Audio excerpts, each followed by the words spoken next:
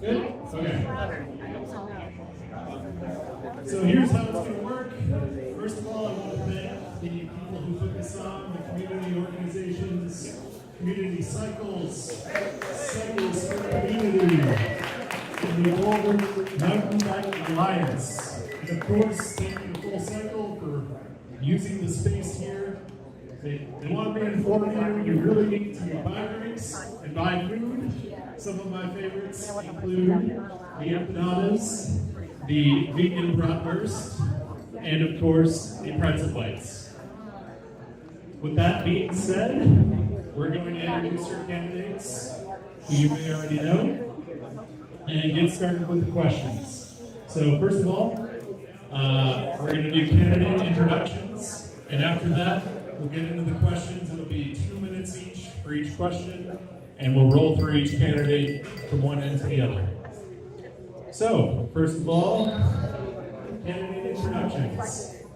I believe you have a mic in front of you there, so feel free to pick it up. First of all, let's start with Aaron. Can you do your check about how that was?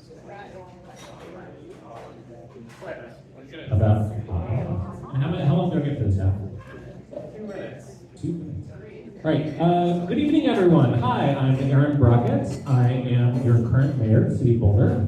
It's great to be here with you this evening. I've been on the City Council for 8 years. I was on the planning board for 5 years before that. Been your mayor for the last 2. Live up in North Boulder with my wife and my 2 kids and my 1 adorable dog. So really glad to be here with you today. I'm going to just focus some on cycling. Cycling has been a focus of mine for advocacy and work in my time on City Council. I have done a lot of transportation work in general. I was on the Denver Regional Council of Governments for 6 years. I've since handed the baton over to Cole, who's doing a great job there. And in that time, we secured millions and millions of dollars in federal funding for improved and protected bike infrastructure, including, can we have a round of applause for the city's first protected bike infrastructure, the first protected intersection over 30th in Colorado.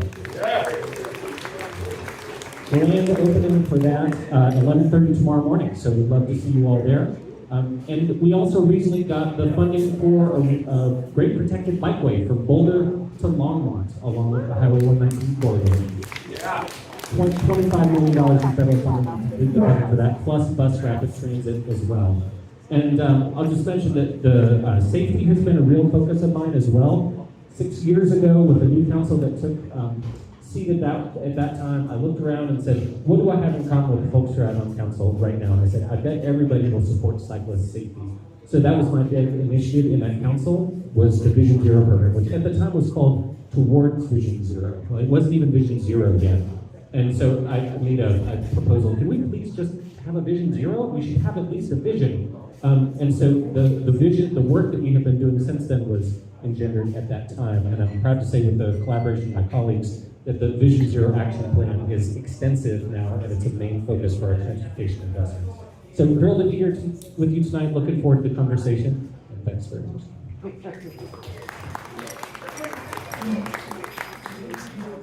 Thanks. Your practice is started again. Thanks, Aaron. That was great. Great introduction. Like Aaron, my name is Bob Gates, and like Aaron, I've served on City Council for the last 8 years. And like Aaron, I'm running for mayor. I think Aaron did a good job of summarizing some of the things we've done over the last 8 years to ensure safety for our pedestrians and for our cyclists in our community. One of the things that I'm very, very proud of that we have done in the last few years is implement 20 is plenty. And I think some of you know that your life, people, Dave Adamson likes to say this, and I love to quote him, people are squishy and cars are hard. And when people and cars interact, it's usually not so good for the person. Your odds of surviving are 5 times greater if the car is only going 20 miles an hour than 30 miles. So one of the things we passed a couple years ago is 20 is plenty for our residential neighborhoods. We got some squawking from some people who wanted to get across town a little faster, but we persuaded them that a few seconds out of their life might save somebody else's. And so we pushed that through, and I'm very, very proud of it. As a matter of fact, when I look back, whenever my term on council is over, and I look back at the things I'm proud of, one of the things I'm going to say is that 20 is plenty in our efforts towards Vision Zero are very, very important. I don't want to gross anybody out, but I'm going to show you something that's a little bit gross. I have this horrible scar here on my arm. And that's a result of a car not following the rules of the road and interacting with me in a very unfortunate way. I went to the hospital. I had a concussion. I survived. And I'm here to talk about that today. And like Trini Willerton and other people who have survived horrible collisions with cars, I think it's very, very important that we always put people first. Cars are second. Cars are nice. When people drive cars, we need cars to transport things around and haul kids around, but we also always need to put human beings first. Thank you.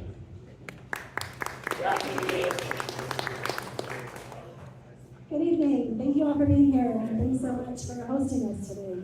I'm Dr. Nicole Spear. I am a mom to two very sassy high school students. I work part-time at CU, where I manage a very diverse team of technologists and data scientists and students leading brain imaging research there. I'm also a union member and a current city council member. Many of you elected me to city council in 2021. Thank you. I also am the owner of three bikes, the most recent of which is an e-bike that has been far more fun to ride than I expected it to be. And had I known how much fun it was going to be, I would have followed my colleagues' advice and gotten one a year or two ago. I'm also running to be Boulder's first elected mayor. Serving as Boulder City Councilwoman for the past 2 years has really been an honor. Together with my colleagues, I help see a more diverse group to our boards and commissions, and strengthen local democracy by making it easier to vote in city council elections. I've supported increased funding for flood and fire mitigation and initiatives like Cool Boulder that are making our city resilient for the climate crisis. I've been a consistent champion for our city's equity goals, including really advocating and making sure that our e-bike voucher program would be accessible to our lower income residents as well. As a scientist, I advocate for using data and facts to inform our decisions. So I've supported the use of more evidence-based services for individuals who are experiencing homelessness, more economic assistance and higher wages to prevent people from becoming homeless, and more resources for people who are experiencing mental illness and substance use disorders, especially our youth. As our city's representative to the Denver Regional Council of Governments, I've worked with elected officials across the Front Range to bring in over $40 million in transportation projects to Boulder that will help reduce car traffic, get more of us safely around town when we're biking and walking, and get us some more bus service. Thank you.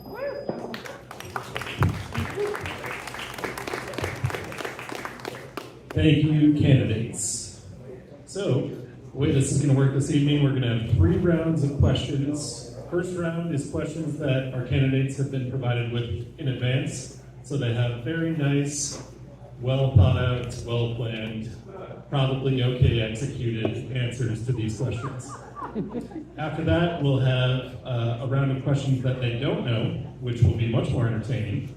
And finally, we'll have a round of questions straight from the audience. If you want to write a question, we have a bunch of note cards over here.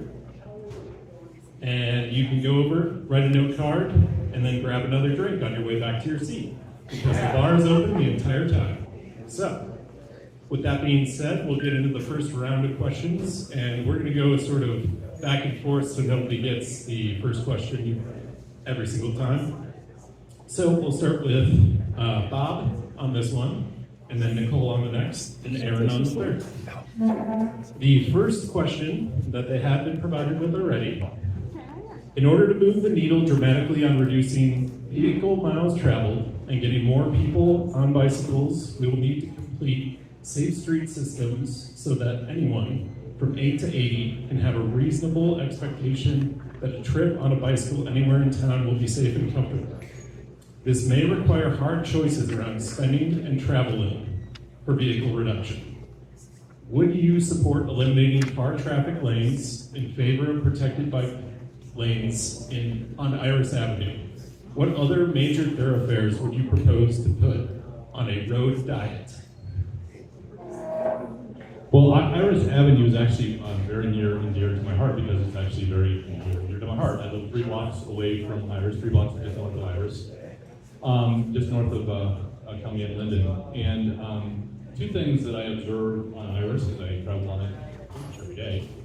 One is that people drive way too frickin' fast, way too fast in Iris, because there's not a whole lot of lights, right? From 28th, there's one at 19th, which is sometimes on, sometimes off, and then there's Broadway, and people just speed down that road just crazy as shit.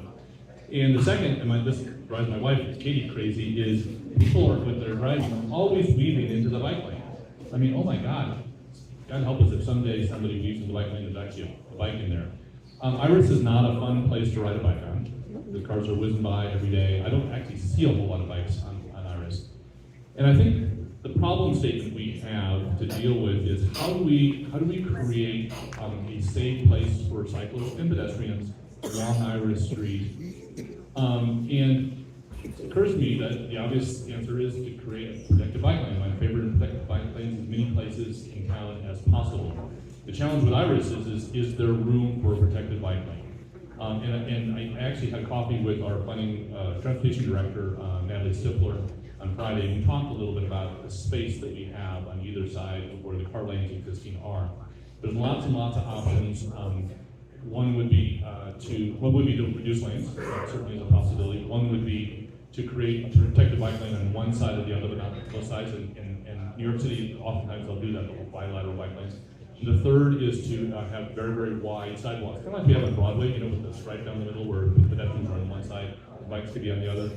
And there's also the possibility of doing some condemnation, of taking some properties off of people's back fences because no one really uses that property anyway. So lots and lots of options. We're going to go through a very lengthy process here over the next 6 to 12 months, and I'm going to stop talking right now. Real quick, Nicole, just so everyone knows what the rules are, we're going to hold up 30 seconds when they have 30 seconds remaining, so keep your eyes for the 30 seconds, and then the bike bell will be the end of your road. Awesome, thank you. So yes, the short answer is yes. Back in January 2022, all 9 of us on the council agreed that we wanted to make the 4 arterial network a priority. This network is a system of 13 individual corridors. When it's connected, will provide safety improvements for people who are walking, biking, taking the bus, or driving. We identified which corridors to focus on for CAN based on where the majority, over 60% of severe crashes in our city were happening.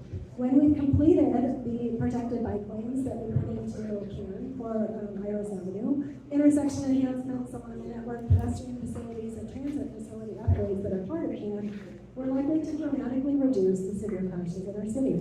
We will have made our roads safer, not just for people from 8 to 80, but for people of all ages and abilities. For me, creating more safety in our transportation system, it is definitely going to require some hard choices, and we're going to need to have leaders who are willing to make them, and a community that's willing to be supportive of those choices too. The freedom to move around safely in our community is a basic human right, and we should treat it as such. And it isn't just cyclists and pedestrians who need safer transportation systems. I heard from a wheelchair user a couple months ago that when it snows, she actually cannot walk her young child to school because of the snow drifts and people not clearing their sidewalks. So this is an issue that really expands beyond bikes and bike paths. We really need to think about how we're designing a city where everybody can move around. So yes, I absolutely support eliminating car traffic lanes for other modes of transportation, and I want us to start designing not just to ADA standards, but to universal design standards so that all of us can have transportation freedom regardless of ability. As for how to identify other areas for multimodal improvements, we need to finish our CAN project and then see it through as intended. I would then follow the same public health-oriented, data-based approach we used with CAN to identify the next set of roads that are needing improvements. Thank you.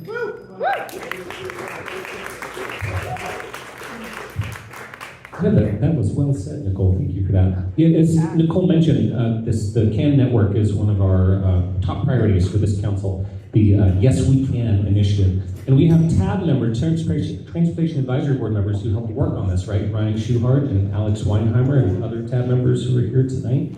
Tila, where'd Tila go? There's Tila over there. Yes, Tila, thank you for your help as well. So we have this plan for this connected network of protected bike, cycling, pedestrian, and transit infrastructure. And so we're implementing that one piece at a time. This intersection over here is a part of that. So I'm very open to the best outcome for Iris that increases pedestrian and cyclist safety. And that may well be reducing the traffic lane. I'm totally open to that. But there are other options as well, like, for example, narrowing travel lanes and using the entire right-of-way may mean that we can build fantastic protected bike lanes without reducing a lane. But I'm looking forward to the study, right? So I don't want to predetermine anything. Our transportation department is working really hard on this with outreach and planning and study. And so I look forward to their recommendation because we have to do better there. About a year ago, I had somebody from that neighborhood reach out to me and asked if I would meet with the neighbors because they were very concerned about speeding and safety along Iris Avenue. And I came and met with like 15 neighbors there, and they were all very worried about this, mostly from a pedestrian's perspective, but somewhat from a bike as well, and the noise, et cetera, et cetera. And I said, thanks so much for your input. This is really valuable. I'm going to take this back with me. I said, keep an eye out because we're going to be working on Iris here before too long. And so I've been in touch with them since. And so the need is great, as Bob outlined some of the challenges over there, and we need to take the next steps forward for Iris and then continue on with the whole CAN network and then look around us and say, what do we do next? Because we shouldn't stop. Thanks.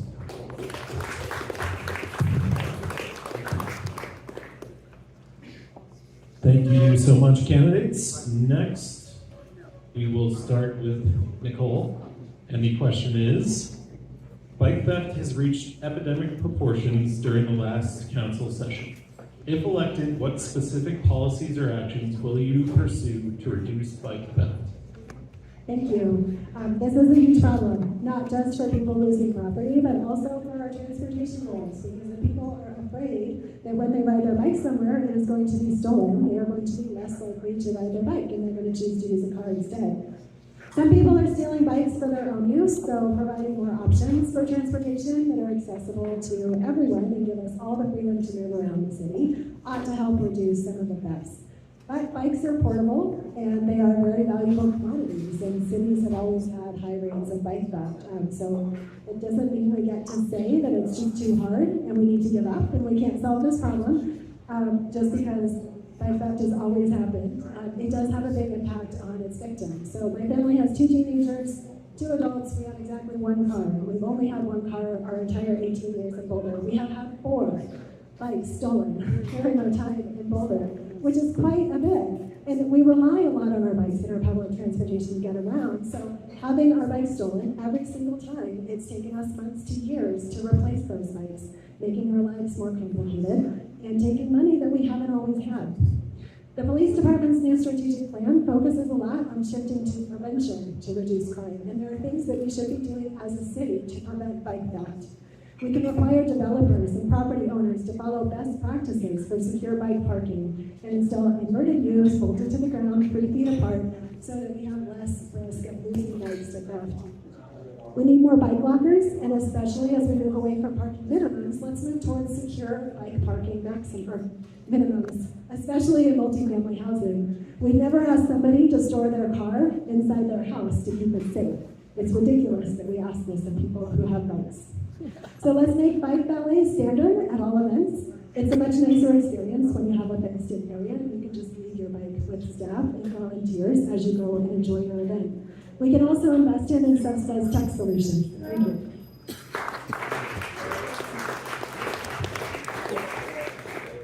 So Nicole's got some great ideas there too. And by the way, apologies for eating, but my blood sugar is just going to die if I don't have a bite or two. So I hope you'll bear with me while I munch a little bit up on stage. Yeah, bike theft is a huge problem in our community. It has been for years, but particularly in the pandemic and coming out of it, it's been much, much worse. And it is a priority for our police department. They've participated in various sting operations on bike theft rings. Have people heard about Operation Vicious Cycle? This was something where our police department collaborated with other departments in the area to find, it was a network of dealers who were purchasing stolen bikes and then reselling them in other states. And so they broke up that ring and that helped curb the demand for bike theft. And so there's more work to be done on that side. But environmental things are really important as well. I've got my U-lock, which nobody's broken through yet. I'll come sometime. And the bike valleys are great. I love to see those downtown. I know the Shared Paths Boulder are helping to sponsor those. And they're a great measure to keep bikes safe and also make people feel safe that their bikes aren't going to get stolen. So this focus on prevention is really important. So while at the same time we're making sure that the upstream folks who are creating the demand are being held accountable, we need the environmental changes to make sure that people's bikes are staying safe in the first place and the crime isn't happening. And Nicole, those were great ideas on the protected bike storage. Fortunately, we've already implemented many of those. I live next door to a new condo development in North Boulder, and they have these bike cages that are with spaces for dozens of bikes that are nice and safe and protected. So fortunately, we've taken some good steps forward on that side, but there's always room for improvement in terms of building codes and improvements in that area as well. So it's going to require all of us. I also, actually, my family's lost 4 bikes as well over the last 20 years. And it is very disruptive, particularly for folks who are lower income or dependent on those bikes for transit. So it's a project we have to keep working on.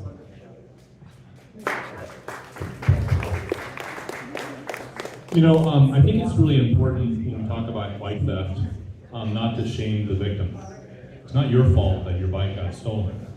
There are things you can do, and the police will help you with that. And let's talk about a few things that we all can do as a community to reduce the incident of bike theft. By the way, the police chief told us on Thursday night, we had a session on this, and she told us the bike theft is starting to taper off now. That may be a short-term, we haven't solved the problem yet, but that may be a short-term situation, but let's continue to work on it. Here's 4 or 5 ideas, some of which have already been mentioned by my colleagues. Bike registration is a really, really great idea because that helps the police then track bikes and sometimes back to the actual thief. U-locks, of course, are super important. We should actually subsidize the purchase of U-locks. We subsidize right now e-bikes. Why are we not subsidizing the purchase of e-bikes? Oh, do we? Oh, thank you. Are we doing that? Yes. From the city? Is it from the city? Yes. Great, thank you. Thank you for that. For the e-bikes, but I'm talking more expanded to all bikes. So thank you for that. So it sounds like that program has started, and let's continue to do that. Third, the police have found, and this is true for all crimes, the police have found that those cameras with the blue blinking lights are super, super effective because it allows them to eye in the sky and then trace back to who actually was stealing the bike. Fourth, we need to have tougher laws and tougher prosecution for those people who are buying stolen bikes. There should be no excuse whatsoever. That should be a serious, serious crime here. And then finally, I love the idea of bike valets. We know where crimes are occurring. The city, the chief of police and her team know the hot spots where crimes are occurring. So not only should we have bike valets at big events, and that's really, really great, and that's swell, and this happen very effectively, but we also should look at areas of concentration. Where are thefts happening, and set up those bike valets with volunteers and paid staffers to watch bikes to reduce the risk of theft. Thank you. Thank you, candidates. Next, Aaron is going to start. And the next question is, would you support a soft surface, single track trail open to bikes, either an existing hiker-only trail or a new trail, connecting the south end of town to the Dowdy Draw trailhead? Why or why not? If so, how? Yeah, I love this idea, because for people who go biking down at those trails like at the Dowdy Draw area, like how do you bike there? It's hard. You end up on 93, right, which is an incredibly dangerous road as a cyclist. There's no off-road way to get from between those 2 points, and it's unsafe, and it also means that everybody ends up driving to their ride, right? So creating transportation corridors like that is critically important. So I would love to see this trail get completed. I would defer to the experts at Open Space about whether the best way is with a new trail or partially adopting an existing hiker-only trail. But we need to move in this direction. And I'll say that I have been a champion in this area, particularly with the allowance of e-bikes on open space trails, right? Did you all follow that? We allowed e-bikes on open space trails for the first time earlier this year, which I'm very excited about. And when I was working on that project, one of the things I focused on was where are the transportation connections here? It's not just about recreation. Like I biked my kids to school for 10 years across Wonderland Lake, not the lake itself, the bridge, the dam right at the base of the lake. But that's an open space trail. And so and originally, e-bikes were not allowed in that corridor, and I put out a proposal and worked with our transportation advisory, our open space board members in this case, to designate that trail as an e-bike trail. And that successfully passed through the city council. I was really happy to see that. Because I think we need to keep in mind the important function of recreation for these trails, but also of transportation, and also particularly how you transport yourself to your recreation.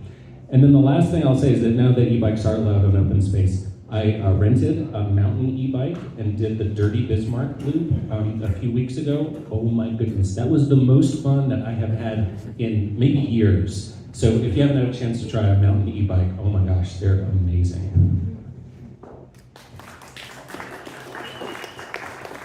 Yeah, I think that our vote on e-bikes in open space was just about, was it unanimous, Aaron, or pretty close to unanimous? I think we all were very supportive of that. And what helped us quite a bit is Boulder was not a leader in this one. Several other communities and counties had already allowed e-bikes in open space, and so we were able to say to the doubters in our community that it was going to be just fine. We seem to be just fine other places.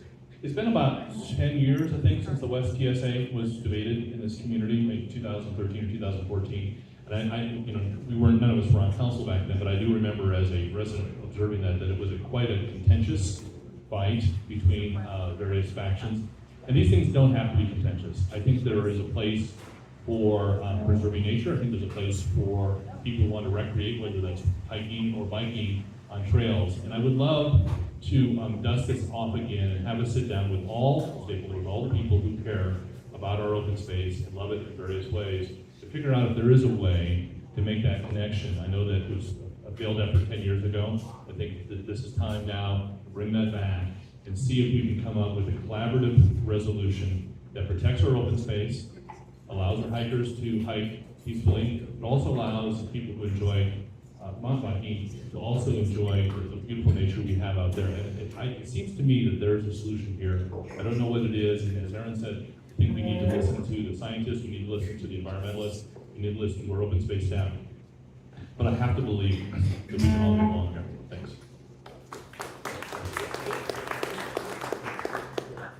Thank you. So yes, I'm open to creating more networked single-track trails. I'm especially a fan of interconnected bikeways because it's way more fun to ride to your ride than to deal with hitches and bike racks and parking at the trailhead. I would not necessarily want to limit options to just single track though, because it seems we have some options to create biking connections here that may be cheaper than creating a new single track trail. You may have heard us talking lately about how constrained our budget is for the next 5 to 6 years. But this area, this is my neck of the woods. And so I'm going to get a little bit technical for just a moment in answering this question. I live next to CU South, and as a not-so-skilled mountain biker, I really enjoy Marshall Mesa. It is a very fun place to be. So to get to Marshall Mesa, I ride through CU South. I hop on Marshall Road, which is relatively chill as far as roads go, and it will take me pretty much all the way, barring one intersection that can sometimes get a little dicey, to the Marshall Mesa Trailhead. From the Marshall Mesa Trailhead, you can take the Coal Seam Trail to get to Community Ditch, and I believe that's where you dip under 93 and you get yourself to Dowdy Draw. It really would be great, though, to have the west side of South Boulder Creek open to bikes and provide a connection that doesn't involve climbing Marshall Mesa or darting across 4 lanes of traffic. I know some of you do that. Please don't, not safe. If you live west of Broadway, you can get to Marshall Mesa and pick up the Coal Seam Trail just by following the path along Broadway, though obviously that's not the nicest route. And then, of course, Shanahan Ridge has some connectors to the South Mesa Trailhead, which lands right by Dowdy Draw.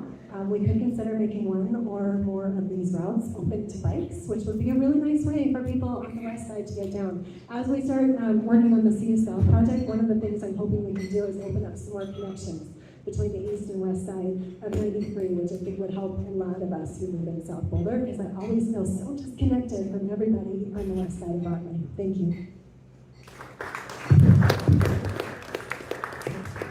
Thank you, everybody. We're going to take a brief 10-minute break for everyone to get a drink, order a food, go to the bathroom, whatever you need. Things have been moving. You're ahead of schedule, so great job. I know it's because you're afraid of me, but whatever it takes. So everybody feel free to go to the bar. Yes, if you do have questions, last call. You can bring them over to the middle table over here. We have note cards. You can write them down, and we may ask them in the last round of questions. So this is the last call for questions. Go over there now before the end of the break. And candidates, you'll be sitting back down at 6:38.